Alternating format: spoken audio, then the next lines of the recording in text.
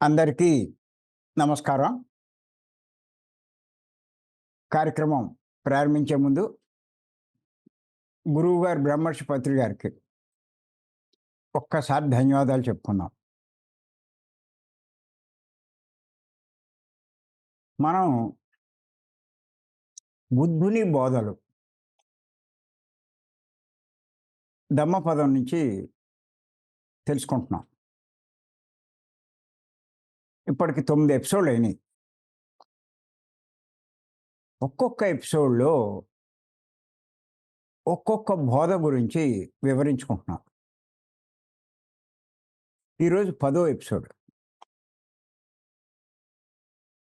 ఎంచేతంటే ప్రతీదీ ఆచరణీయమే. మన జీవితంలో ఆచరించవలసినయే. ఇవి ఆచరించకపోతే జీవితం అస్తవ్యస్తమవుతుంది.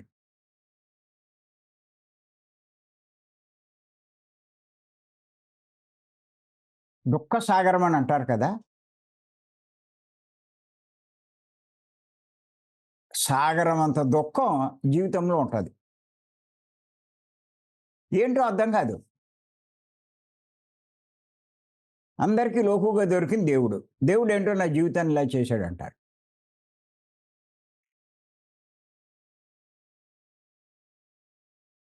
ఆ పెద్దలు చెప్పినటువంటి ఆ నియమాలు పాటించకుండా, వాళ్ళు చెప్పినవి ఆచరించక, మన జీవితాన్ని మనమే నాశనం చేసుకుంటున్నాం.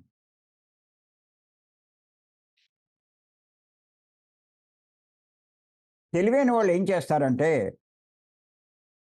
ఇలా పెద్దలు ఆచరించి చెప్పినవి, వాళ్ళ అనుభవంతో చెప్పినవి.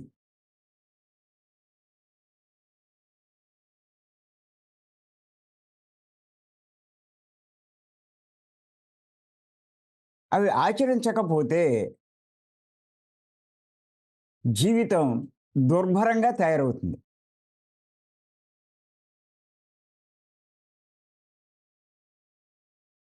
అంచేత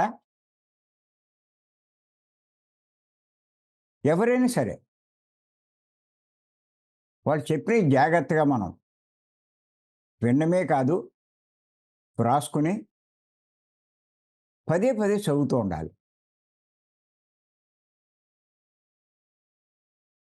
బాగా ఆలోచించాలి.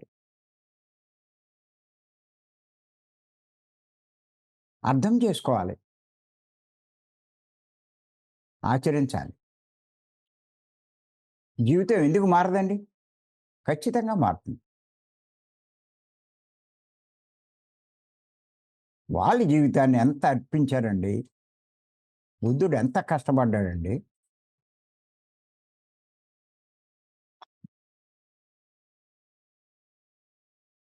ఎన్ని రకాల సాధనలు చేశాడండి ఇయన్నీ తెలుసుకోవడానికి.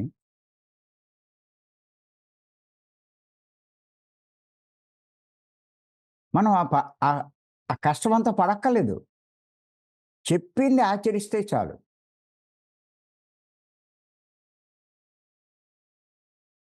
ఎక్కడ లోపముందో మానవుల్లో అది తెలుసుకున్నారు. అదే చెప్పారాళ్ళు. దాన్ని ఆచరిస్తే సరిపోతుందండి మనకి.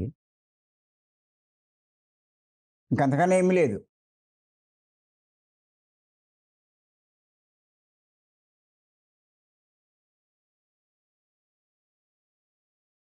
నేను ప్రారంభంలో ఈ ధ్యానంలోకొచ్చిన కొత్తలో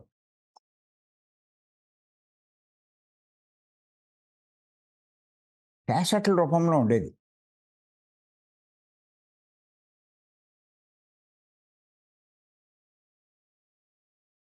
హైదరాబాద్ నేరేడుమెట్లో బుద్ధుని ఆరామం ఒకటుంది. అక్కడ దొరికింది. అయి దొరికాయి. అవి విని ఓ సీడీలోకి ఎక్కించాను అయన్నీను. ఎన్ని సార్లు ఇన్నానో రాసుకున్నాను కూడా.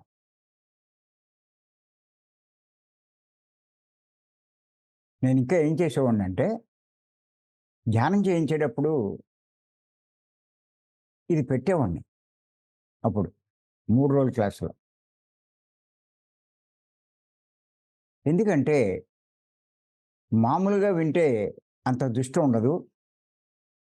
ధ్యానంలో కూర్చున్నప్పుడు అది బాగా ఎక్కుతాది వీళ్ళకి ఈ విషయాలు అని చెప్పి. ఎప్పుడు 15 ఏళ్ళు, 18 ఏళ్ల క్రితం. చాలా సార్లు పెట్టాను.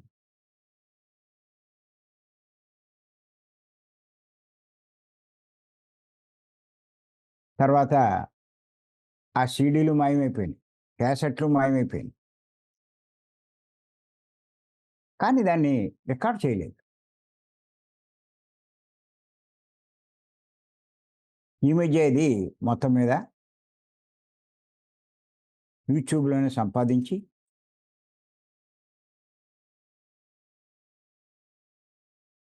దాని మీద నాకు చూస్తే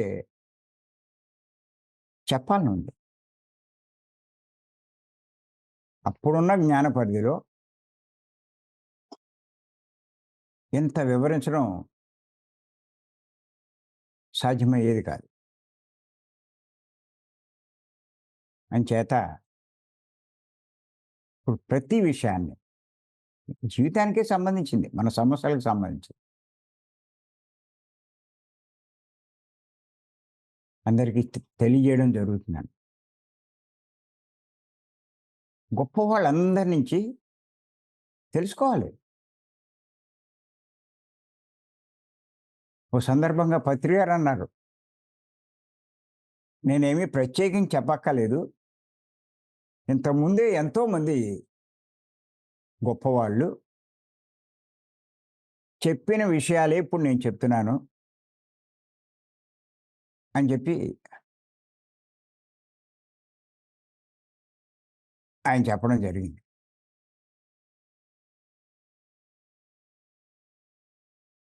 అంచేత అయ్యే మనం కనిపెట్టక్కర్లే ఇప్పుడు.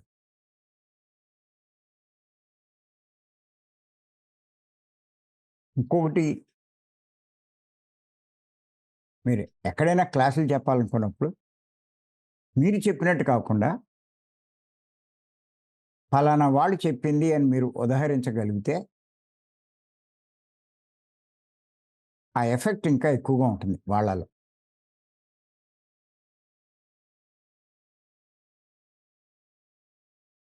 మీరు చెప్పారు అన్నట్టుగా మీరు చెప్తూ ఉంటే అక్కడ వాళ్ళు నమ్మరు. ఖచ్చితంగా ఉదహరించాలి ఆ గొప్పవాళ్ళని. మీరు ఏది చెప్దామనుకున్నా అంతకుముందు వాళ్ళు చెప్పేసే ఉంటారు.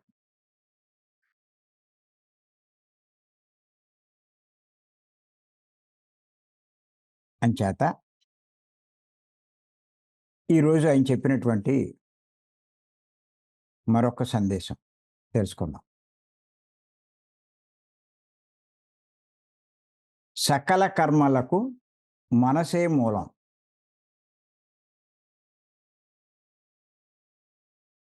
మనసే ముఖ్యం.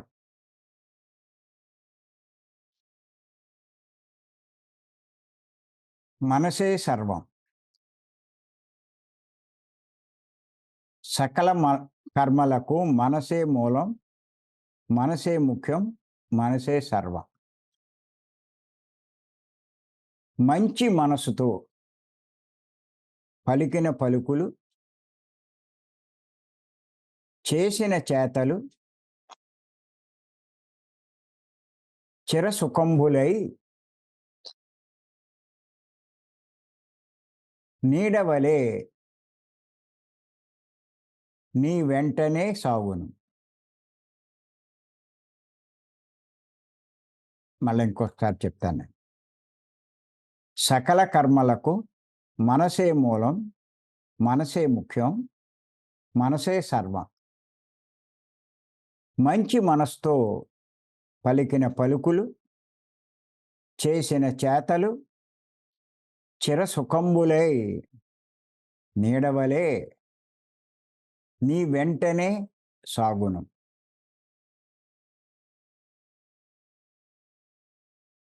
ఇది సరిగ్గా మనకు అర్థమవుతాయి.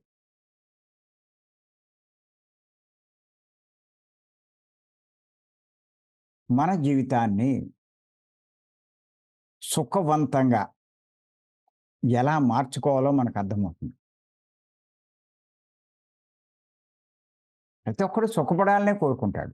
ఏ కష్టం ఉండకూడదనుకుంటాడు. ఏ సమస్య ఉండకూడదనుకుంటాడు. అలా మీ జీవితం ఉండాలి అంటే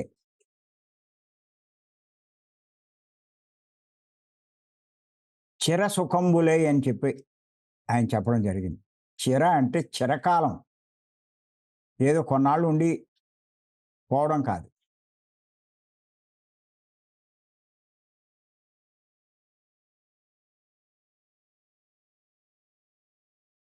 మన జీవితం చిరకాలం సుఖంగా ఉండాలంటే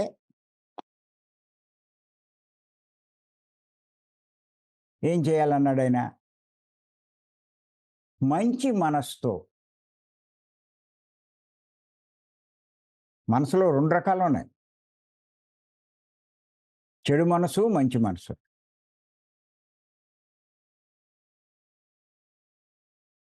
ఇక్కడ చెడు మనసు అని నేను చెప్పలేదు. చెడు మనసు గురించి ఇంతకుముందు ఒకసారి చెప్పారాయన. మంచి మనసుతో పలికిన పలుకులు, చేసిన చేతలు. ఇక్కడ ఈ 2 ఉదాహరిస్తున్నారు. మీరిది బాగా గమనించాలి.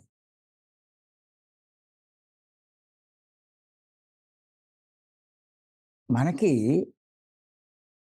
ఏ కర్మలు మనకి అంటుకుంటాయి? ఏవి కర్మలుగా మనని అంటుకుంటాయి, బాధిస్తాయి అని? అంటే మన మాటలు, మన చేతలు.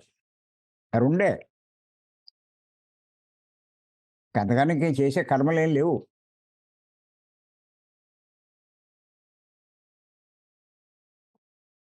ఆ మాటలు కానీ, ఆ చేతలు కానీ మీరు కనుక మంచి మనసుతో చేస్తే, మంచి మనసుతో మాట్లాడితే వాటి యొక్క ఫలితం చిరకాలం మనల్ని సుఖంగా జీవించేటట్టు చేస్తుంది.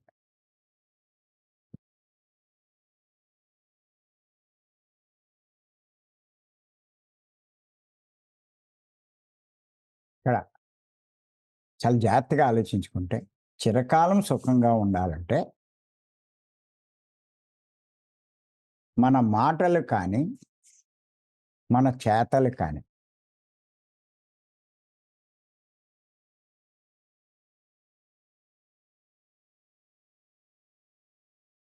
సరైన విధంగా ఉండాలి.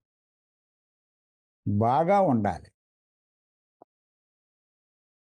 మంచిగా ఉండాలి. అలా ఉండాలి అంటే ఈ మనం చేసే పనులు కానీ, మాటలు కానీ దీనికి మూల కారణం ఎవరు? మనసు.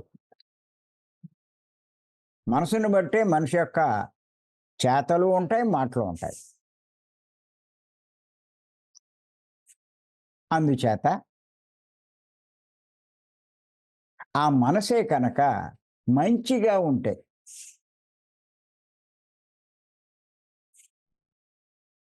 ఎవరైతే ఆ మనసును మంచిగా ఉంచుకుంటారో వాడి మాటలు కానీ, వాడి పనులు కానీ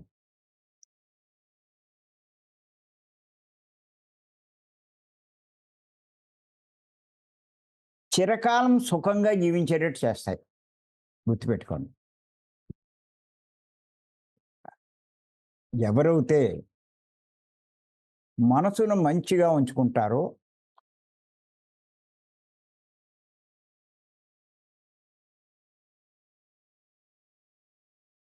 అటువంటి వాళ్ళు మాట్లాడే మాటలు కానీ,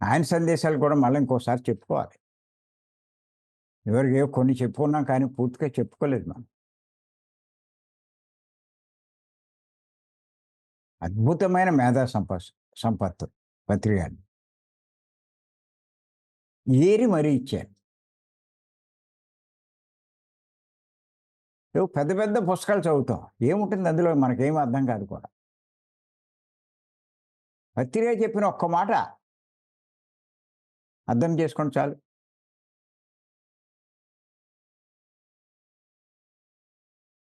నీ వాస్తవానికి నువ్వే సృష్టికర్తవు అన్నాడు. అంటే నీ కష్టాల్ని సృష్టించుకున్నది ఎవరు? నువ్వే. నీ భోగాల్ని, నీ సుఖాల్ని అది సృష్టించుకున్నది ఎవరు? అది నువ్వే. ఇక్కడ దేవుడి ప్రమేయం ఏం లేదు. నువ్వు చేసిందే నువ్వు అనుభవిస్తావు. ఎవరైనా సరే ఇది చేయడానికి కారణం ఏంటి? వాళ్ళ మనసు.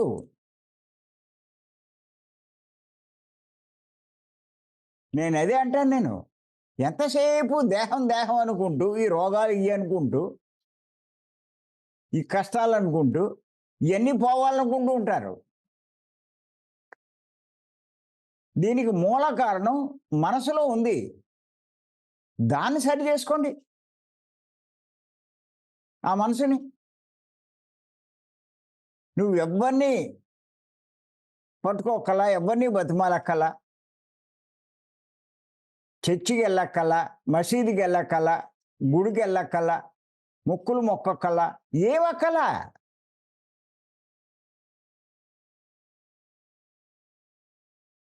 నీ పనులను బట్టే, నీ మాటలను బట్టే నీ భవిష్యత్తు ఆధారపడింది. వాటిని మార్చుకోవాలి అంటే వాటన్నిటిని ముందు నీ మనసును మార్చాలి. అది. అక్కడుంది మూలం. దాన్ని పట్టుకోండి. అది వదిలేశారు. అన్నీ పట్టుకుంటారు. మనసు ఎలా మంచిగా మారుతుంది? అస్తమానం చెప్తున్నాను నేను. రెండే రెండు అంటాను నేను. శ్వాస మీద ధ్యాస ఉంచి తీవ్ర ధ్యాన సాధన. తీవ్ర సాధన. ఏదో నామకహ అరగంట, పావుగంట, ఒక గంట కూర్చుంటే లాభంలా. మనసు మారదు. నీ భవిష్యత్తును సుఖంగా మార్చగలిగేది మంచి మనసే కానీ ఇంకేది కాదు. దాన్ని సరి చేసుకో, నీ లైఫ్ మారిపోతుందంతే.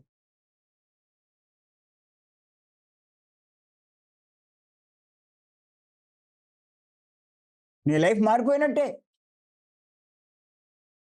తీవ్ర సాధన అంటే కూడా చెప్తున్నాను నేను. ధ్యానం చేయడం కాదు ఇక్కడ. గంటలు గంటలు చేయడం కూడా కాదు. గంటలు గంటలు ధ్యాన స్థితిలో ఉండాలి. అది తీవ్ర సాధన.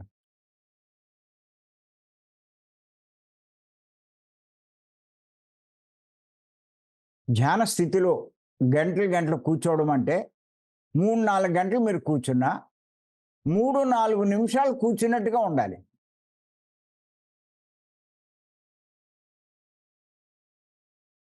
ఓ పావు గంటకో, అరగంటకో లేచిపోవడం, కూర్చోలేకపోవడం అది కాదు.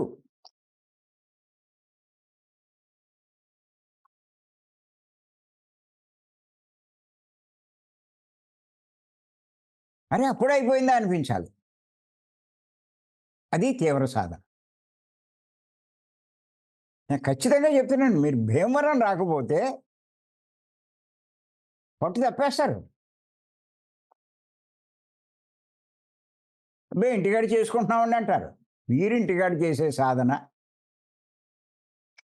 మీరు మార్పు తీసుకొచ్చేంత స్థాయిలో ఎక్కడ ఉంటుందండి? మీరింటికాడ చేసే సాధన మీరు రోజువారీ మీరు నడిపే వ్యవహారాలు, మీ యొక్క సమస్యలు వీటికి ఇవన్నీ మనసులో తుడిచేయడానికి సరిపోతాయి. మనసులో పేరుకుపోతాయి ఆలోచనల కింద. వాటిని తుడవడానికి సరిపోతాయి అంతే. మనసులో మార్పు తీసుకొచ్చేంతగా మీరు నిత్యము చేసే సాధన సరిపోదండి. నేను ఖచ్చితంగా చెప్తున్నాను నేను. రావాల్సిందే భీమవరం. అర్థమైన వాళ్ళు వస్తున్నారు. అశ్రద్ధ చేసిన వాళ్ళు అశ్రద్ధ చేస్తున్నారు. మళ్ళా ఏదైనా కష్టం వస్తే అప్పుడు మళ్ళా దృష్టి పెడతారు. కష్టం వచ్చాక దృష్టి పెట్టడం కాదండి. కష్టం రాకుండానే మనం దృష్టి పెడితే కష్టాలే రావు.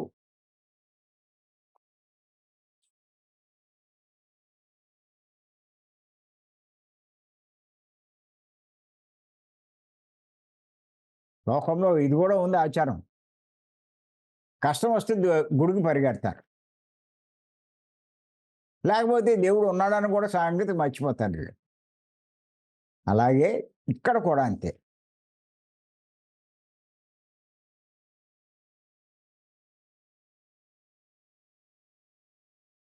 ఏదైనా కష్టం వస్తే, ఇబ్బంది వస్తే అప్పుడు శ్రద్ధగా కూర్చుంటారు. ఎంత శ్రద్ధగా కూర్చుంటారో.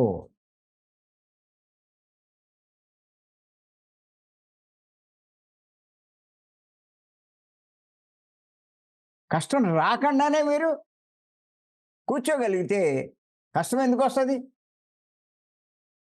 ఏది ఏమైనా నేను చెప్తున్నాను నేను. మీకు మోక్షం అక్కర్లేదు, ముక్తి అక్కర్లేదు, నిర్వాణం అక్కల, ఏమి అక్కల.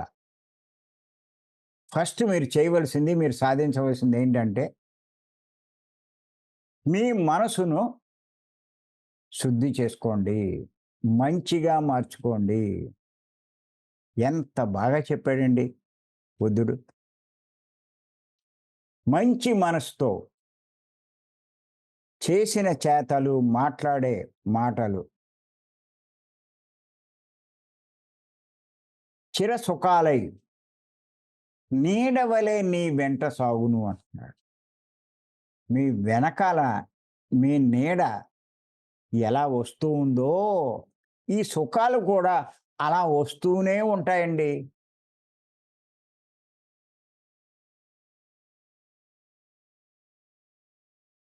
నీడ వదిలేదు మిమ్మల్ని.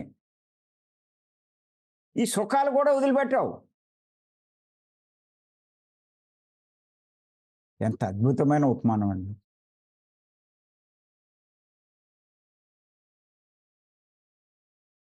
ఏదో ఇప్పుడు కాసేపు ఉండి, కాసేపు ఉండకుండా ఉన్నాం కాదు. ఓ వారం రోజులు బాగుండి, ఓ నెల్లాళ్ళు బాగుండి, మళ్ళా బాగోకుండా ఉండం కాదు. ఎప్పుడు అలాగే ఉంటాయి. అంచేత దీనికి మూల కారణమైనటువంటి మనసును సరి చేసుకోవాలి. దానికి తీవ్ర ధ్యాన సాధన చేయాలి. సాత్వికమైన శాకాహారం, ఆహారం కూడా కంపల్సరీ చెప్తున్నాను నేను. చాలామంది నేను చూస్తున్నాను. మనవాళ్ళు కూడా ఇంకా ఆహారం విషయంలో ఇంకా స్ట్రిక్ట్‌గా ఉండాలి. ఏముంది అండి అంటారు. ఏముందంటే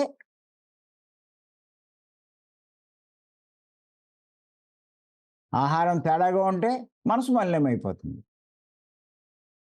ప్రవర్తన మారిపోతుంది. ఫలితాలు తేడాగా ఉంటాయి. మళ్ళా బాధపడతారు.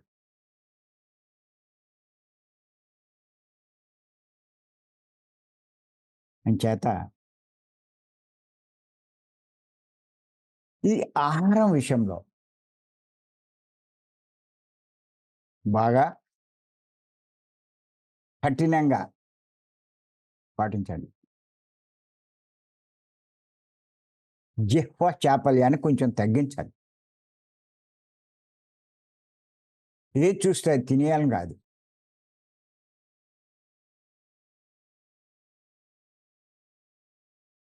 ఎక్కడ పడితే అక్కడ తినడం కాదు.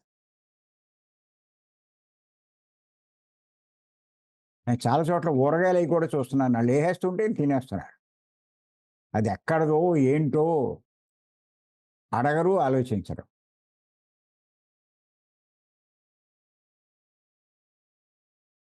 తర్వాత కొన్ని చోట్ల ఏం జరుగుతుందంటే, భోజనాలయి పెట్టినప్పుడు ఒక్కొక్కళ్ళు ఒక ఐటెమ్ పట్టుకొస్తారు. ఆ పట్టుకొచ్చే చోట కొన్నిళ్ళల్లో కొంతమంది ఇంకా మాంసం వండుతూ ఉంటారు. వాళ్ళిక్కడ పట్టుకొచ్చింది శాకాహారమే పట్టుకొస్తారు. వాళ్ళు కాకపోతే వాళ్ళ ఇంట్లో వాళ్ళు వండుకుంటూ ఉంటారు. ఇలాగా పాత్రలు అవి వాడుతూ ఉంటారు. అలాంటి చోట్ల నుంచి కూడా తెస్తారు. అది మనకు తెలీదు. మన జాన్‌లే కదా అనుకుంటాం. చెప్తారాళ్ళు మన జాన్‌లేనండి ఇయన్నీ పట్టుకొచ్చిందంటారు.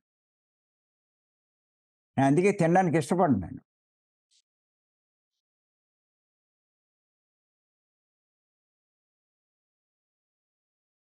పళ్ళు తిని ఊరుకోవడమే. అంచేత ఆహారం విషయంలో మీరు కఠినంగా, కఠిన నియమాలు పాటిస్తూ తీవ్ర సాధన చెయ్యండి. నేనసల ఒక 6 మాసాలు చెయ్యండి. ఖచ్చితంగా వస్తుందంటున్నాను నేను. మీరు కఠినంగా పాటిస్తే ఖచ్చితంగా వస్తది. రాలేదు అంటే ఎక్కడో ఉంది. మీరేసారు పప్పులో కాలేశారు.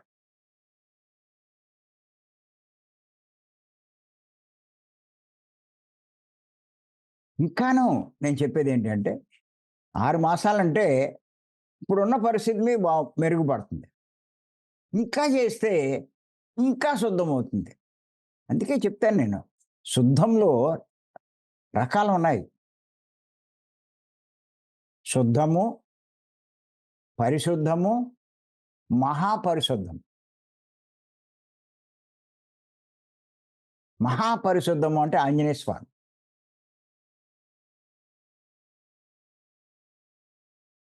ఇంక వాడికి తిరుగులేదు. దరిదాపు దైవస్థితి ఉన్నట్టే. శుద్ధంలో కొన్ని లాభాలున్నాయి. పరిశుద్ధంలో ఇంకా కొన్ని లాభాలున్నాయి. మహాపరిశుద్ధంలో ఇంకా ఎన్నో లాభాలున్నాయి. చేత నిజంగా మిమ్మల్ని మీరు సరి చేసుకోవాలి అంటే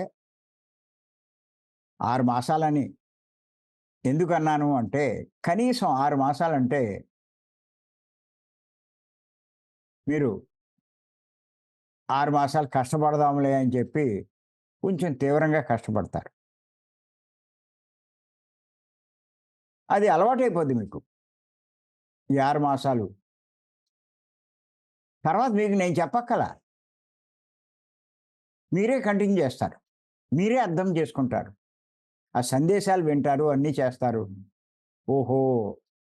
ఇదంతా నా కోసమే, నా మంచి కోసమే అని అర్థమైనప్పుడు ఇంకెవరు చెప్పాల్సిన పని లేదు మీకు మీరే. కొంచెం శుద్ధమైందనుకోండి, బుద్ధి కొంచెం పనిచేస్తూ ఉంటుంది. ఇంక వాడికి ఎవరు చెప్పాల్సిన పని లేదు. చేత మరి బుద్ధుడిచ్చిన, పత్రి గారిచ్చిన శ్వాస మీద ధ్యాస తీవ్రంగా చేద్దాం. ఆహార నియమాలు పాటిద్దాం. మరి అవకాశం ఇచ్చిన మీ అందరికీ ధన్యవాదాలు